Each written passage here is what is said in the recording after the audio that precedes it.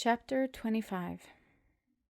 I walked out of the medical staff organization room with a heavy feeling in my chest. My gaze wandered out of the window. White buildings crowding one another had become a familiar sight branded in my memory, along with the cold gust of wind hitting my face. The smell of the north, the accent of the local dialect, which sounded strange to the ears at first, but now I had become accustomed to it. I would remember everything that had happened here. I would treasure it as the best memorized experience in my life. Everything, save for the most recent incident that was. Because of it, I couldn't stay here, despite how much I loved it here. I entered the elevator, eyeing my reflection on the mirrored walls of the elevator. I touched the wound on my forehead, on which the stitch had already been removed. How did I survive to this point? I may have to thank a certain someone for saving me. The elevator stopped and opened on the 3rd floor. I moved to the far end of the elevator to give a room for the newcomer. "Bun!" A small voice of the person who stepped into the elevator called out to me. I looked up, and standing there was Faye. "Hey, Faye." I gave the intern a broad smile. Faye looked at me silently for a moment before tears welled up in her pretty round eyes. "Bun, have you been well?" "I'm fine." I tried to speak in my most usual tone of voice I could muster. "Did you miss me?" Faye's brows knitted together. "For someone who has been through a traumatic experience, you sure still have a sense of humor." I laughed, reaching for a handkerchief in my breast pocket and handing it to her. "It's okay." She wiped away the tear with the back of her hand. Then the elevator door opened on the 1st floor, my destination. Faye and I stepped out to stand in front of the elevator. "You will come back to work, right?" I smiled quietly for a moment before my words came out. I just submitted my resignation letter. Faye's eyes grew big in shock, and then she looked down at the floor with doleful eyes. "I guess you don't want to be here any longer." I didn't quit because I didn't want to stay, but my family called me. They don't want me to live far away from them ever again. After all those terrible things that happened, I don't want them to get worried about me anymore. Faye nodded. "I see." I reached out and stroked her head gently. "Please, don't be sad." "No, Faye took a deep breath. "I just wanted to see you often, that's all." I smiled thinly. "You like me, don't you?" Faye looked startled before her pale face turned to a deep shade of red. No, I don't." I held her hand and squeezed gently. "I'll continue working here for about a month. During this time, we can hang out more often if you'd like. And I also want to tell you something." "What is it?" Faye looked up at me. "There's someone out there who likes you, and he loves you very much. He might not be brave enough to tell you now, though." I let go of her hand. "But when you went missing, he was looking for you everywhere. He waited for you in the ER until he found you, even though it wasn't his shift." Faye looked surprised, as though she had never known this before. "You can go and ask the nurses who might that be. Now, if you'll excuse me, I've got work to do." I spun around and walked out of the building, leaving Faye drowned in a silent swirl of confusion. I hoped that Faye would finally realize that Bohm, the young intern, had a crush on her, and then let Cupid do the rest. I wished their love would flourish and that they would stay happy together. The first mission I intended to do before leaving here had been successful. My next mission was something that had to be done. The truth I must learn, otherwise the itch would bother me for the rest of my life, and my best friend's spirit may never find peace in his afterlife. What was Spirit's manner of death? If it was a murder, then who did it? The investigation from this day onward was no longer something hiding behind the backstage. Every piece of evidence in possession of the police, the physician's autopsy record of the hospital where Pert had been sent to, all of these were accessible by me. I could definitely do that. I needed to know who did it. At first, Tan and I thought it was Paul. We thought he probably killed Pert and was going to blame all of this on Tan. I explained, while Captain Aim looked at the file on his desk. However, Tan claimed that Paul looked angry over Pert's death. He actually thought Tan was the one who did it. That is, he didn't want to blame it on Tan. Tan told me that too. Captain Name frowned. But we can't tell for sure. People play pretend, you know? I think Paul is the one who did it, and now he's got what he deserved. I shook my head. Let's not jump to conclusions, Aim. Any progress with the late prosecutor? We have just received a new piece of evidence from you. The phone that the prosecutor used during his disappearance. Captain Aim linked his hands together.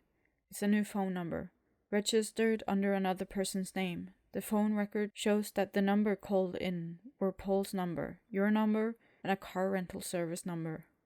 I nodded in acknowledgement. And what about other platforms of communication, line chat, emails, or any of those messages? Oh yeah. The captain looked like he had just recalled something. There was a call history in line chat. The captain turned on the laptop and turned the screen toward me.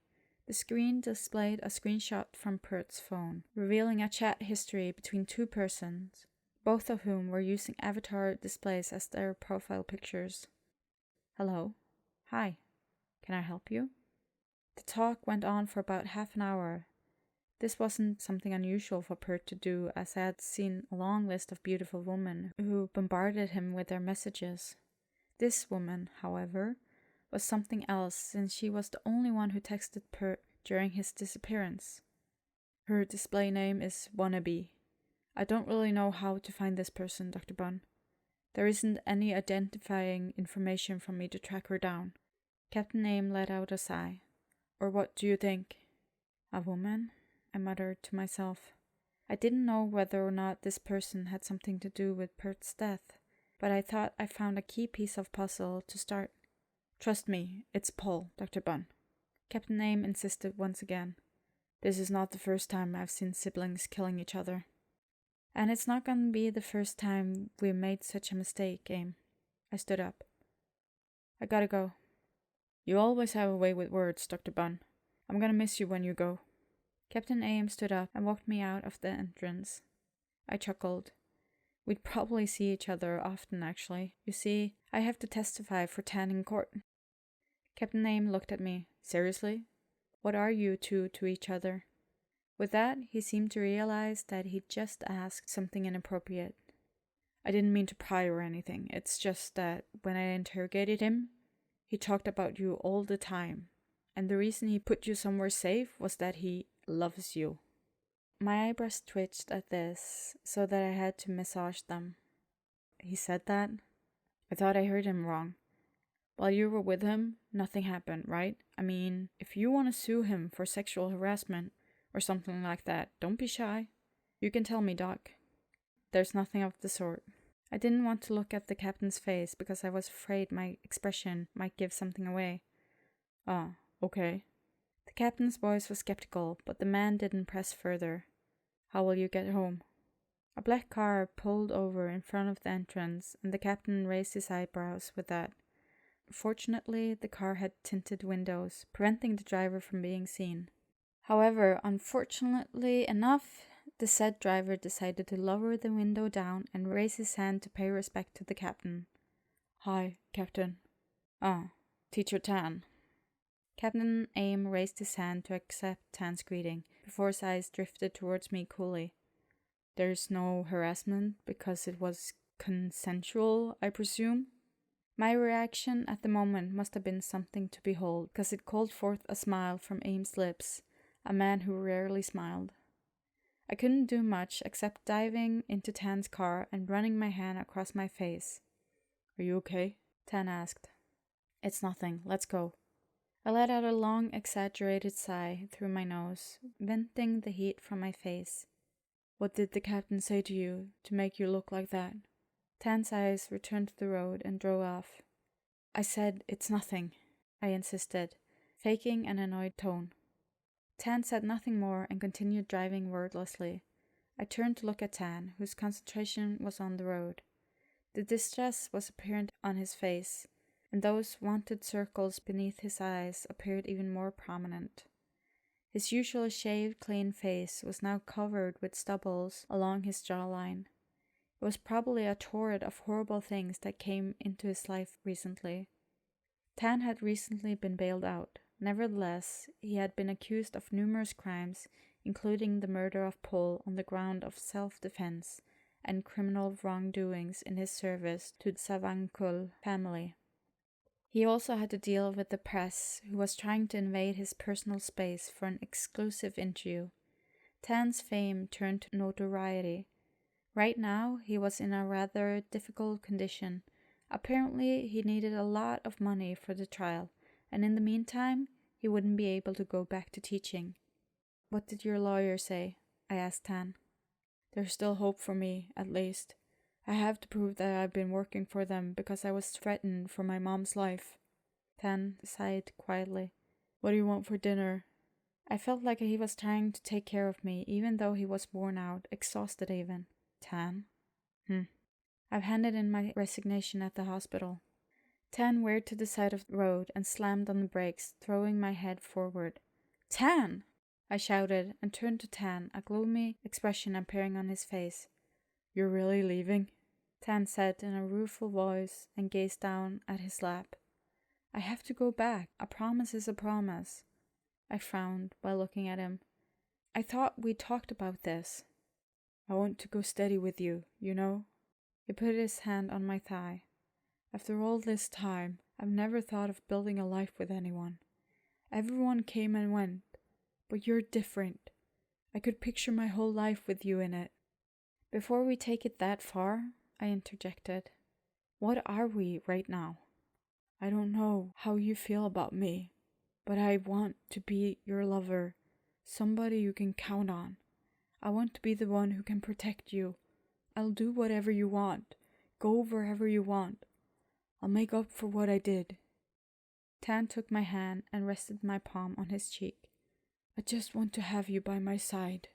I looked at Tan, and a sudden feeling of dizziness formed inside my chest. The man's word rendered me speechless for a few seconds. I removed my hand from his cheek and moved to the back of his head, touching the hair which should have typically sat up but was disheveled today. "What I want is a life partner, not a slave." Tan looked like he wanted to cry. He bent down and rested his forehead on my shoulder. "What must I do to become your partner? Bun, please tell me." I tried to suppress the intense feeling inside my chest. "Things aren't working out right now. You have your case and your mother to take care of. I have to move back to Bangkok. If I agreed to date you now, would you be able to do what you want with me? Distance between us and these unsolved problems will put us under stress. Would they make us fight or bring more misunderstandings? We may break up, and the word life partner would be just a hopeless dream." Tan remained silent. Not a single word left his mouth, so I continued. "If you hope for a long-term relationship, this is not the right time for me to give you my answer." "When is the right time, then?" Tan's voice was barely above a whisper and trembling. "When you're ready to be my life partner, when you put yourself back together, be a man with honor and dignity. When you're no longer someone who needs to bow down to me or anyone else. When that day comes, ask me again." "Until that day, will you still wait for me?" I closed my eyelids. I admitted that I wanted all that he had said.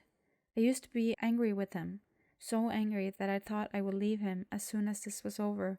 It turned out, however, that I had feelings for him, that I could forget everything he had done to me and picture my life with him. For this reason, I needed to wait until everything is resolved, until he could get himself together, for if I agreed to be with him now, the end would probably come sooner than we'd like. The future we both dreamed of could have collapsed when it hadn't even started. "Yes," came a short answer. I felt a sense of hope emanating from the other man. "I won't let you wait too long." And this was a promise coming from his lips. "A woman?" Bun muttered to himself. "It could be someone he just met. She might not know who Pert is." I slid a steaming bowl of porridge to my brother. At the moment, Boone and I were having dinner at a porridge shop in downtown. Boone flew all the way here to visit me and inquire about the case. "Don't you think it's strange? If you want to disappear and let others think you have been kidnapped. You shouldn't talk to strangers. Boone shook his head. He's a womanizer. Maybe he couldn't help it. Stop interfering and stop overthinking about it. Start packing your things. Let the police do their job. The police believe that Paul did it, and that's the end of it. Maybe that's all there is. Boone looked at me through his glasses. Hey, are you trying to make an excuse to stay here or something? I sighed. I'll stay here until I know who exactly killed Pert. That's all. And there's no need to fly here and babysit me when I do my packing. Don't you have classes or dissections? Otherwise, go back to stay with your kid. It isn't my shift today, plus Beitui told me to take her Uncle Bun back home soon. So, you see, I have to follow my daughter's orders. Boone feigned an expression of ignorance. Are you free on the weekends? Let's visit Pa and Ma, so they would know that you're still alive and in one piece. I will if there are no autopsy cases coming up. Then I dived back into the same topic. Anyway, I'm certain that Pert didn't kill himself. Why would someone who wanted to commit suicide put cyanide in their own coffee cup, like a cover-up? It doesn't add up. Boone seemed to be sick of this topic, but the thinker, like him, couldn't help himself but to analyze it too. That much I was certain. His autopsy report said he really died from cyanide, right? Yeah. I've called my friend, a pathologist at the provincial hospital. Tomorrow I'll drive there to see the autopsy notes and photos. Who would have wanted to kill Pert at a time like this? Boone frowned thoughtfully. I felt happy having a smartass like Boone to help me figure this out. Must be a woman who knows him. Probably someone who knows everything. She knew Pert or even knew that he was a murderer. The warehouse, it's the place where the Sangwonko family holds a private meeting, right? Only a handful of people would know the location of such a place. By the way, when did this conversation you saw on the screenshot take place? One day before Pert died. If we were to assume that this woman responsible for Pert's death, there might be a secret meeting.